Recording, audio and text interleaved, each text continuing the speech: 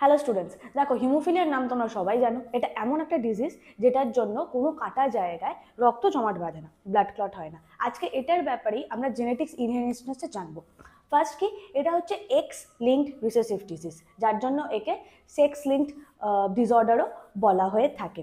Haemophilia কেন হয় না, আমাদের ব্লাড ক্লট করে বেশ কিছু ক্লটিং ফ্যাক্টরের জন্য, যেগুলো প্লাজমাতে থাকে।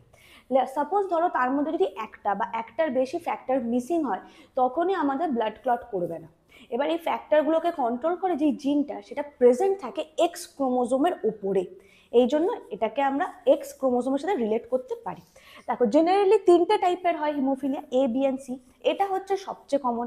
এটাকে রয়্যাল ডিজিজও বলা হয়, কারণ হিস্ট্রি মতে কুইন ভিক্টোরিয়ার ফ্যামিলিতে এই ডিজিজটা আছে, এই কারণে। নেক্সট হচ্ছে হিমোফিলিয়া বি টাইপ, সেটাকে আমরা বলি ক্রিসমাস ডিজিজ। কারণ আমাদের ব্লাড ক্লটিংয়ের মধ্যে একটা ফ্যাক্টরের নাম হচ্ছে ক্রিসমাস ফ্যাক্টর। ওই ফ্যাক্টরটা মিসিং হলে হিমোফিলিয়া বি দেখা যায়। হিমোফিলিয়া সি সবচেয়ে রেয়ার টাইপ, ওটা খুবই কম হয়। ঠিক আছে, এবারে আমি তোমাদের মেন যে ব্যাপারটা ইনহেরিটেন্সে চলে আসছি। সাপোজ ধরো একটা ক্যারিয়ার মাদার, যেহেতু আমি বললাম রিসেসিভ জিন, তার মানে কি দুটো ক্রোমোজোমের মধ্যে জিনটাকে থাকতে হবে। যদি একটা ক্রোমোজোমে থাকে তাহলে অবভিয়াসলি সেখানে যার মধ্যে আছে সে ক্যারিয়ার হবে, কখনোই তার শরীরে কোনো রকম সিমটমস থাকবে না, সে শুধু এই জিনটাকে ক্যারি করছে। ক্যারিয়ার মাদার, এই রিসেসিভ বলে এটাকে আমি লিখেছি স্মল এইচ। ঠিক আছে, তার মানে হচ্ছে এই জিনটা কাজ করছে না, খারাপ।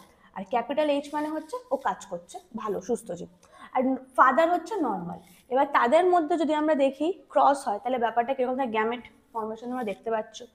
এবারে দেখো পানেট বক্সটা, পানেট বক্সে কি কি দেখাচ্ছে, একটা নর্মাল ফিমেল হওয়ার চান্স আছে, ঠিক আছে, নর্মাল মেলেরও চান্স আছে, ক্যারিয়ার ফিমেল হওয়ার চান্স আছে, এবং অ্যাফেক্টেড মেল। হ্যাঁ, এইখানে একটা জিনিস কমন ব্যাপার জানবে, হয়তো অনেকে বুঝেও গেছো, তাও আমি বলে দিচ্ছি বোঝার সুবিধার্থে। মেলরা কিন্তু অলওয়েজ এখানে অ্যাফেক্টেড, কারণ মেলদের কিরকম ব্যাপারটা থাকে, মেলদের থাকেই হচ্ছে একটা এক্স আর একটা ওয়াই। সুতরাং এখানে যদি একটা এক্স সেটাও যদি এফেক্টেড হয়ে যায়, তাহলে অবভিয়াসলি তার কাউন্টার পার্ট নেই, ওয়াই আছে, সো মেল আর অলওয়েজ এখানে এফেক্টেড হবে। ইন কেস অফ ফিমেল আমরা দেখতে পারি যে সে ক্যারিয়ার ফিমেল হতে পারে বা নর্মাল ফিমেল হতে পারে। ফিমেল এফেক্টেড হয়, কিন্তু সেটা খুব রেয়ার কেসে হয়। আর হিমোফিলিয়া কিন্তু খুব ডেডলি একটা ডিজিজ। এখানে ম্যাক্সিমাম সময় কিন্তু ইন্ডিভিজুয়ালসরা বেশি বয়স অব্দি বাঁচতে পারে না। I hope this helps. Follow Shyness Bio Tutorial for more such good videos.